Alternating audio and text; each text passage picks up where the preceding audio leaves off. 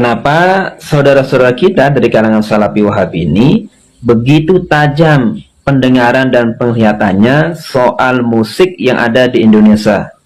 Jangankan konser-konser besar, hanya sebatas siulan kecil itu mampu mereka dengar untuk kemudian ditanggapi dan dikomentari, lalu diberikan status terlarang, haram, dan bidah. Tetapi secara bersamaan, konser terbesar yang diadakan di Arab Saudi dalam pekan Riyadh dengan menghadirkan penyanyi internasional Jennifer Lopez, bahkan berpenampilan yang tidak layak, dan saat manggung terlihat ia keluar dengan latar belakang Ka'bah, lalu di ikat pinggangnya itu ada lambang negara, yaitu pedang dengan kalimat suci. Kok tidak ada komentar, tidak ada tanggapan, apalagi mau marah-marah semarah mereka terhadap musik yang ada di Indonesia? Sekali lagi, ada nggak akun-akun Salafi Wahabi ini khususnya di Indonesia yang memberikan komentar terhadap musik-musik yang ada di Arab Saudi saat ini? Atau paling tidak merosting, kemudian memberikan status atau caption? Sampai saat ini tidak ada. Mungkin satu dua, tetapi tidak sekeras. Assalamualaikum warahmatullahi wabarakatuh.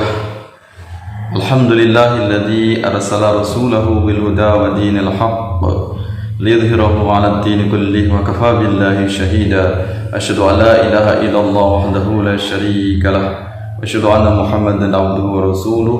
Allahumma shalli 'ala sayyidina Muhammad wa 'ala ali sayyidina Muhammad. Pemirsa yang dirahmati Allah Subhanahu wa taala, telah kita simak tadi yaitu video tentang konser besar yang ada di Riyadh, Arab Saudi, ya, di mana Arab Saudi ini mengadakan sebuah acara, yaitu konser atau Riyadh Session, di mana yang dihadirkan adalah seorang penyanyi terkenal dari Barat, yaitu Jennifer Lopez, di mana kita ketahui tadi bahwasanya ternyata di situ ada sebuah penampilan Jennifer Lopez dan para penari latarnya. Ini mereka sedang menari atau berdansa, yang di belakangnya ini ada latar belakang atau background, yaitu miniatur Ka'bah. Ya, ada replika atau miniatur Ka'bah dalam bentuk yaitu pencahayaan. Ini jelas adalah sebuah aksi kejahatan, aksi kemaksiatan, di mana ini acara ini sangat mengotori kesucian, yaitu kota suci Mekah. Ya, jadi rezim Salafi Wahabi yang saat ini berkuasa di Arab Saudi ini, mereka sudah melakukan sebuah acara yang ini penuh dengan kemaksiatan. Ya, jadi rezim Arab Saudi atau rezim Salafi Wahabi yang kemudian ini dielulukan oleh para pemujanya, yaitu Salafi Wahabi yang ada di Indonesia. Ini jelas bahwasanya Salafi Wahabi ini tidak mesti selalu baik.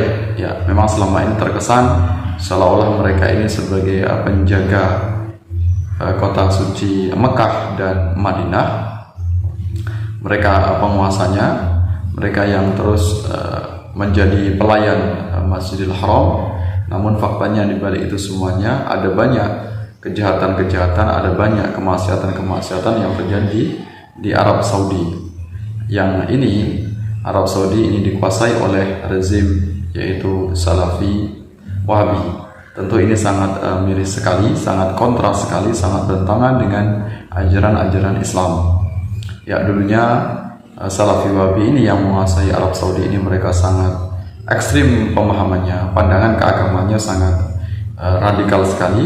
Kemudian lambat laun dari generasi ke generasi, kemudian dipimpin dengan pemimpin atau tokoh, yaitu Muhammad bin Salman.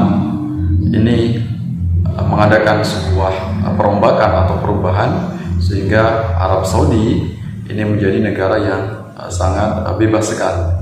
Dulunya sangat radikal, kemudian sekarang menjadi sekuler, ya, di mana nilai-nilai agama ini lama kelamaan akan semakin tergerus, akan semakin hilang. muncullah berbagai macam kemaksiatan-kemaksiatan, di antaranya yaitu konser-konser besar yang ini didatangkan dari barat. Mereka beraurat, ya, melakukan kemaksiatan. Ini sebagai pelajaran kita semuanya bahwasanya tidak mesti sesuatu yang berasal dari Arab itu baik.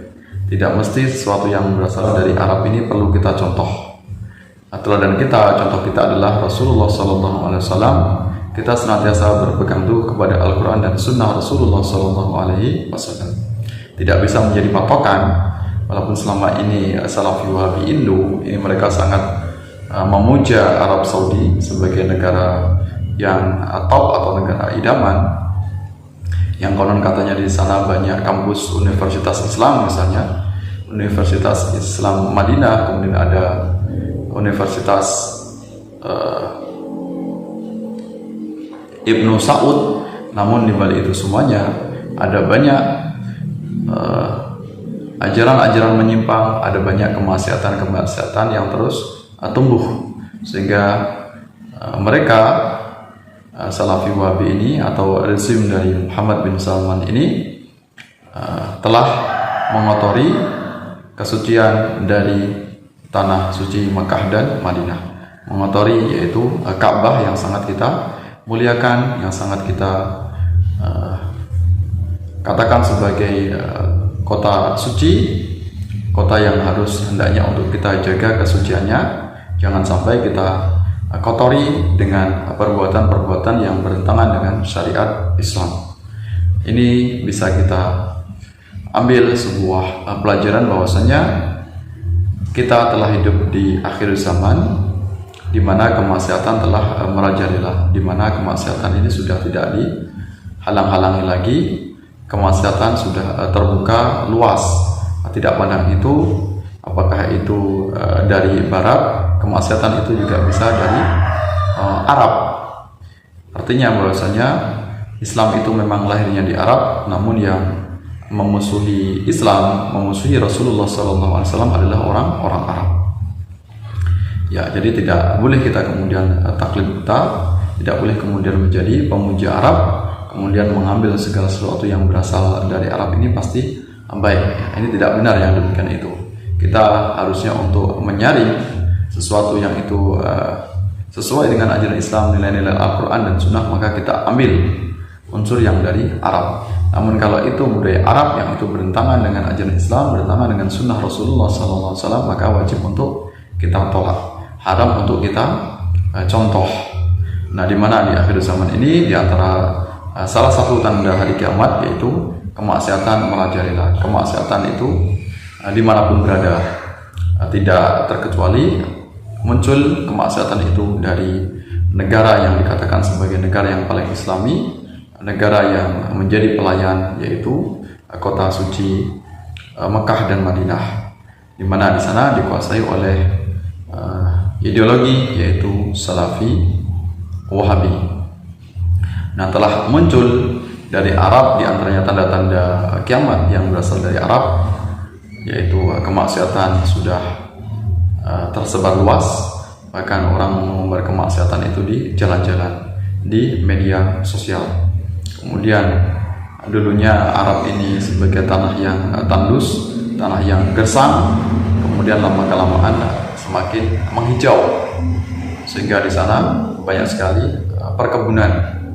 Jadi Arab tidak lagi kita kesankan sebagai kota yang gersang, namun sekarang telah menghijau, penuh dengan pepohonan, penuh dengan rumput-rumputan.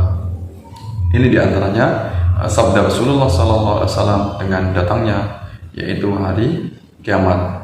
Selain itu juga banyak gedung-gedung pencakar langit yang terus menjulang tinggi, di mana banyak negara-negara, baik itu negara Arab maupun negara Barat, yang mereka berlomba-lomba untuk mendirikan gedung-gedung pencakar langit yang sangat tinggi sekali.